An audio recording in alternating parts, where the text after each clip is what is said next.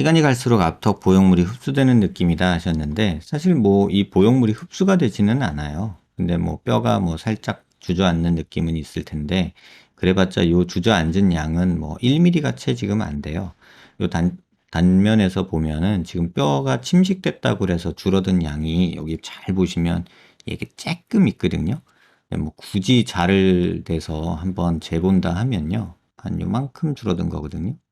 한 0.6mm, 0.5mm 정도 줄어들었다고 말할 수는 있을 것 같아요. 근데 밑에는 오히려 튀어나왔거든요. 그러니까 이거는 뭐 줄어들었다라고 얘기할 건 아니고요. 지금 보형물 실리콘 들어있는 게 한 5.8 정도 되는 거 보니까 한 6mm 정도, 5mm 조금 안 되게 그런 보형물이 들어있는 것 같아요. 근데 뭐 요 정도면은 뭐 보형물로 할 수 있는 정도는 되고요.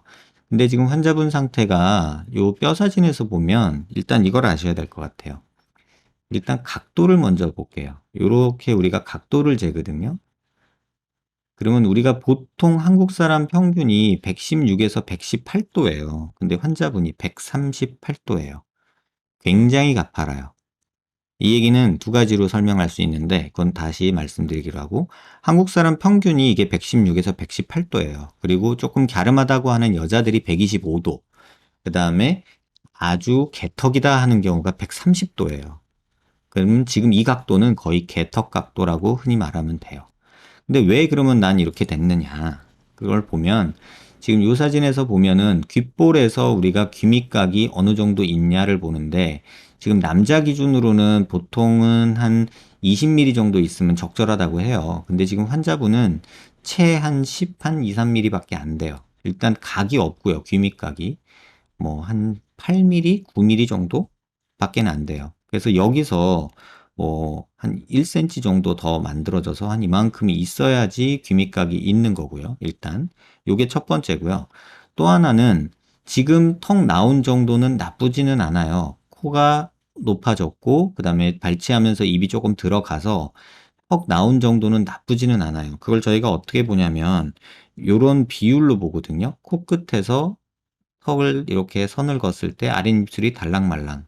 근데 이 비율로 환자분을 100% 설명할 수 없는 이유가 뭐냐면 아래턱이 너무 많이 들어갔어요. 지금 오버바이트라고 해서 위턱이 아래턱하고 만나는 각도가 너무 들어간 상태예요.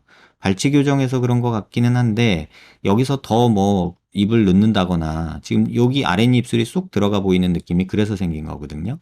그래서 지금 필요한 거, 그러니까 지금 환자분이 원하는 이런 모습이 되려면 사실은 여기 귀밑각이 있어야 되잖아요. 그죠?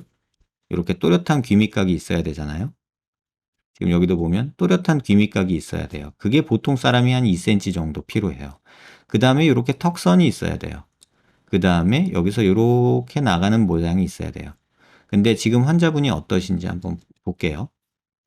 이렇게 보면 환자분은 여기가 이 라인이 아까 제가 말씀드린 그런 라인이 아니라 지금 원하게는 요런 라인이 돼야 되거든요. 지금 원하는 턱선을 가지려면 그 다음에 요게 조금 없어지면 좋겠고요. 그러려면 지금 요 보형물 위치 여기가 아니라 조금 더 밑으로 내려와야 돼요. 그래서 보형물이 실제로는 어떻게 만들어져야 좋냐면 요런 식으로 만들어지고 그 다음에 길이는 조금 길어요. 그래서 여기는 좀 줄이고 그 다음에 여기는 이렇게 메꿔서 균밑각을 만들어 줘야 돼요. 이게 첫 번째. 자, 정리해서 그리면 요 정도 만들어서 5mm 정도를 더 만들고 5, 6mm를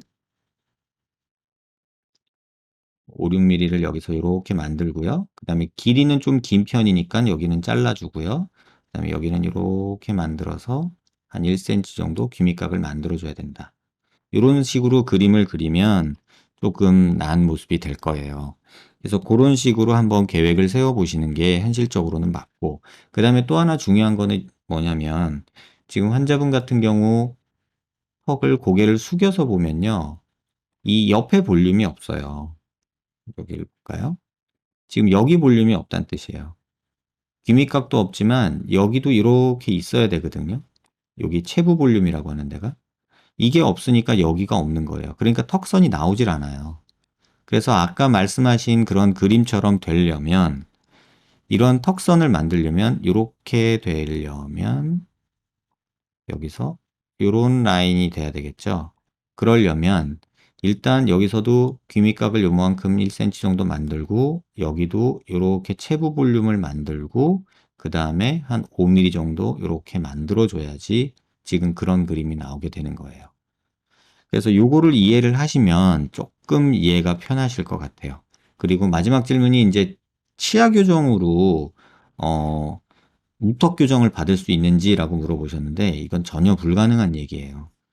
이빨에서 아무리 뭐라고 해도 얘들은 변하지 않아요. 치아를 아무리 뽑고 벌리고 뭔 짓을 다 해도 이 녀석들은 변하지 않아요. 쉽게 말하면 환자분은 요 길이 성장이 조금 부족한 것도 있지만 요 길이 성장이 더 많이 부족해서 턱이 들어간 거예요.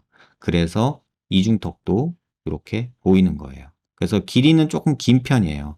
그래서 이렇게 앞으로 만들고 다시 한번 그려드리면 보형물이 제일 많이 튀어나온 데가 여기가 돼야 되고요. 그 다음에 여기 요만큼은 좀 삭제해야 되고요. 자, 다시 볼까요? 여기서 이렇게 만들어져서 이렇게 되고 그 다음에 여기는 한 1cm 정도 만들어서 한 여기 귓볼에서 한 20mm 정도까지 만들고 그 다음에 이렇게 연결을 해야 돼요. 그러면서 여기 볼륨을 좀 줘야 돼요. 그렇게 만들면 지금 말씀하신 모습하고 비슷해질 텐데 문제는 키하고 체중하고 볼살 이런 것들도 관여를 해요. 이 친구가 키 체중이 어떻게 되는지 모르겠지만 보면 얼굴에 살이 별로 없거든요. 그래서 환자분도 만약에 이런 정도까지 턱 라인이 나오려면 여기 살이 조금 많이 빠져야 돼요. 그래서 지금 키 체중이 뭐 그렇게 많이 나가는 편은 아닌데 얼굴 살이 많잖아요. 그러니까 얼굴에 체지방을 줄이라는 뜻이에요. 체중을 줄이라는 게 아니라 운동해서 근육량 높이고 지방률을 줄이면 이런 볼살이나 이런 살들도 빠지거든요. 그래서 턱은 충분히 제가 그렇게 만들어 드릴 수는 있는데 이렇게 날렵한 모습이 되려면 살도 조금 운동해서 체지방 낮추고 근육 올리는 그런 작업도 필요할 거다. 그 뜻이에요.